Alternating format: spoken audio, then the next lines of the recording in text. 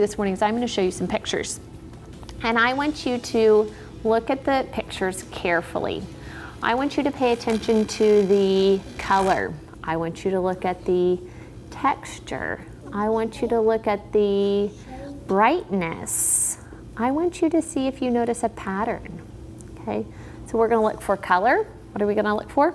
Color, pattern, texture, and brightness. You know what brightness means? Shiny. Bright, right? Brightness. Is it bright or is it dull? Kind of that dull or shiny kind of bright. Is it bright? Is it colorful? Is it vibrant? Lots of colors. So I'm going to show you the first picture. And this is a picture of a frog. I just want you to look with your eyes, and I want you to observe mindfully, paying attention to those things that I just talked about. The color, the texture, the pattern, the brightness. The eye.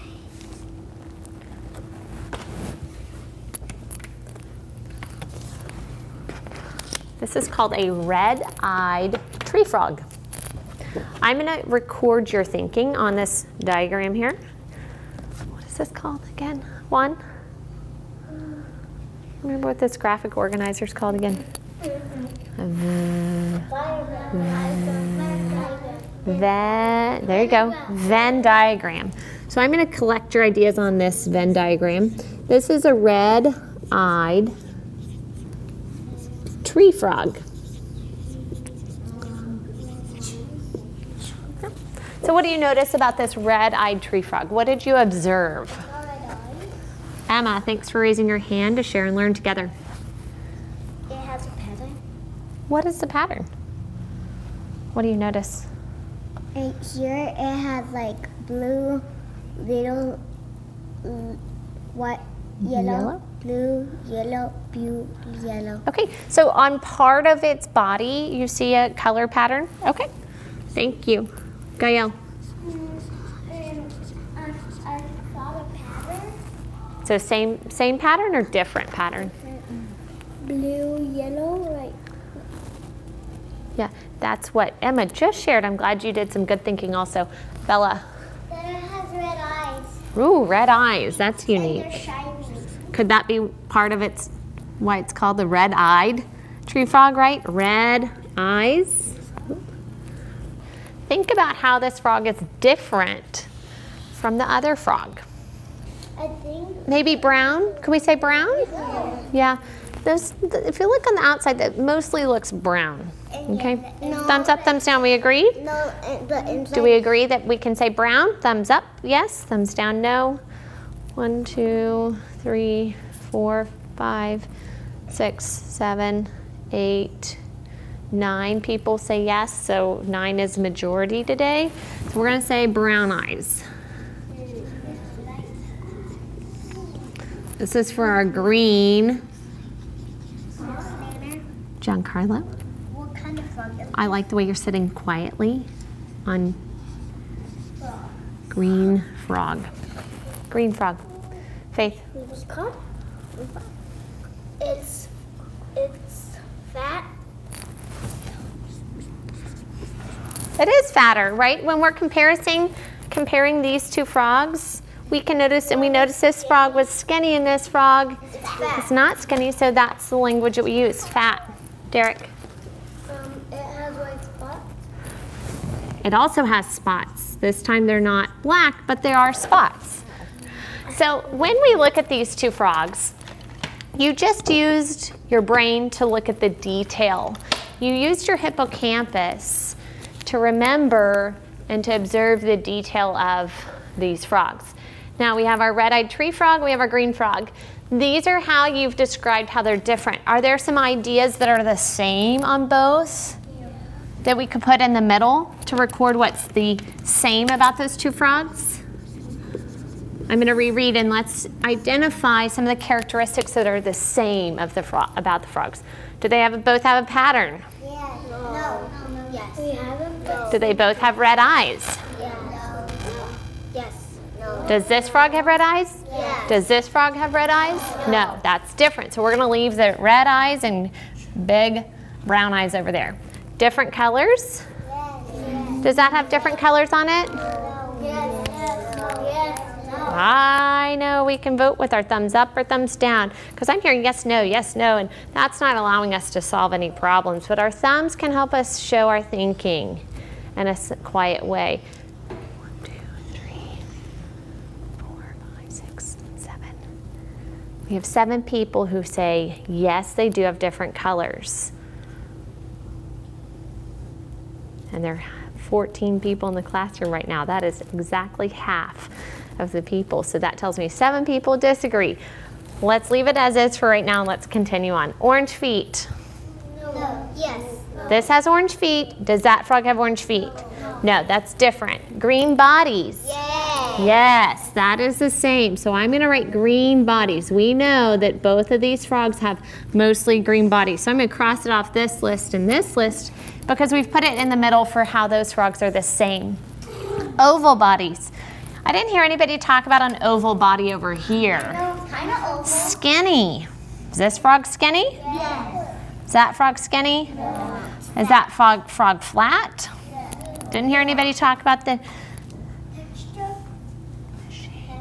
spots. Does this frog have spots? Yes. Does this frog have spots? Yes. Do both frogs have spots? Yes.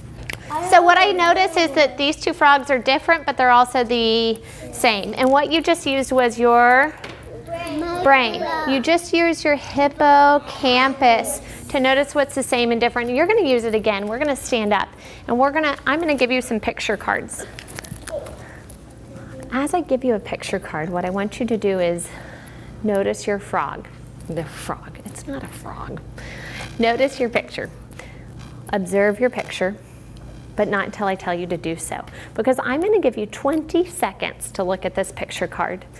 You're going to need to use your brain to pay attention and observe your picture mindfully. Mindfully means paying attention as best you can. So you're going to look at the detail. Think about those characteristics we just talked about, the color, the texture, the brightness, the pattern. Then what I'm going to do after that is I'm going to collect your picture after 20 seconds. And we're going to play a game where you're going to try to identify your picture out of all of these other pictures. So I want you to use your brain to remember as much detail about this picture as possible. So when I give you your card, do you look at it yet? No. No. What I want you to do is just hold it like this and walk to get in a circle. Once you have your picture card, you may sit down, turn your picture card flat to where the white square is facing up. When I snap my fingers, that means you may turn your picture card over and begin looking at your picture card, noticing the detail, observing mindfully. Oh, I like the way that Gael's doing this quietly. Derek's looking quietly. We're looking and observing. Stop. Turn your picture card over. I'm going to collect your picture card, and I'm going to put these picture cards now in the middle of the carpet. And what I want us to do is I want us to now try to identify which one was ours. So I'm going to mix these up. None of these are the same, okay?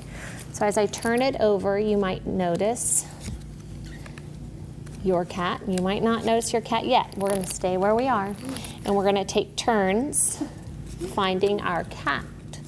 Because as you notice, all of these are cats. Why are tigers like that? Because the tiger's a cat. It's kind of a big cat. Bella, how do you know that was yours? Because it had a white what? A white body. The cat had a white body? Yeah. Okay, so the detail of where the white body was, because I see some white on that body too. right? But what helped you notice that with your cat? It had both colors. Okay, so 2 different colors. Juan, tell us about your cat. Because it has orange eyes. Okay, so the eyes, the color of the eyes helped you remember. Yaritza. So far, I haven't heard anybody disagreeing with y'all, so good observations. Tell me about yours.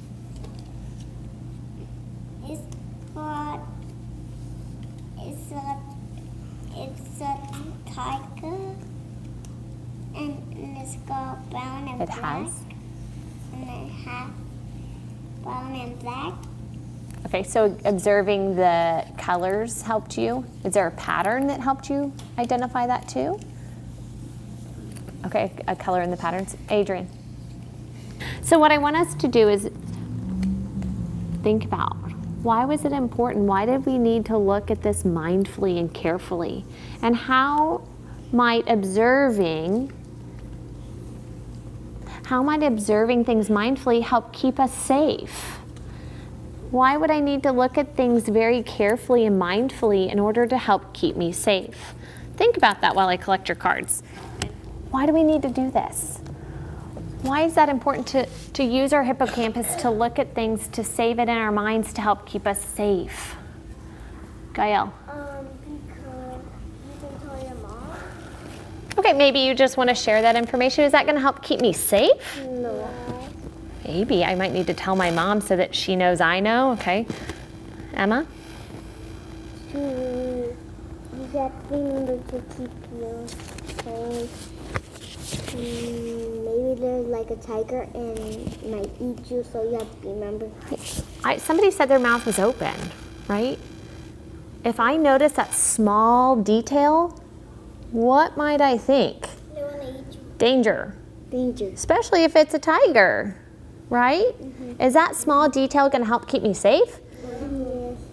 If I notice that pattern on its body, I know that that might be a tiger. That's going to help keep me safe. Observing those little details, noticing those little details with my eyes, and being a mindful observer will help keep me safe. So think about a time where you might use this in the real world. How do I need to mindfully observe in the real world in order to keep me safe? Turn and tell your neighbor another way you might stay safe in the real world, by mindfully observing. Your partners with Eliana. Derek. Partners here. Yaritzel's going to join your group. Yaritzel joining Ari. Bella and Alessandra partners. Is there somebody say eating? Okay. Okay, wrap up your conversation in 3, 2, 1. I heard some great sharing. I heard people talking about observing people around you. If you get lost, if you're at the mall or something, and there are lots of people around you, noticing the detail around you, noticing the other people around you, that is a great safety tip to remember, right? Also noticing the food. Somebody said something about food. Noticing if it's a healthy food for you to eat or not a healthy food for you to eat. That's going to help you notice the difference between staying safe and unsafe. Has the food gone bad? Has it spoiled? Is it rotten? That's another great observation. So we're going to look at this book real quick. And this book is going to help us notice how we look at things a little differently and why it's important. And we can use our eyes to see and observe the small things and appreciate the small things in life. So when our legs are crossed and we're sitting up tall and straight and listening with our eyes and our ears and our whole self, we'll read the story titled, Step Gently Out. So this kind of thinking is different than we normally see things around. We normally don't see and observe things like this in the real world, do we? But when we stop and mindfully look, Giancarlo, we'll be able to observe, and this is going to help keep us safe or know when to avoid and when it's unsafe. Okay, So our hippocampus and our brain's gonna help keep us safe. And so we're gonna keep that in mind. As we go to recess, we can continue that thinking. We had some students yesterday in the real world, right, outside at recess, who were observing ants. Is that safe or unsafe? Great observation. You were noticing carefully, mindfully observing, but then we need to be the judge and know, is this safe or is this unsafe? Should I be going towards the ants or letting the ants be and going the other way? Let the ants move. Right? Because what can ants do to us? Bite They can bite us. So I don't want to be bitten. That's not safe, is it? Okay, so we can keep that in mind as we go about the day. Black ants don't bite you. They're black. So observing the color is going to help us know that information. Great. Let's go ahead and stand up.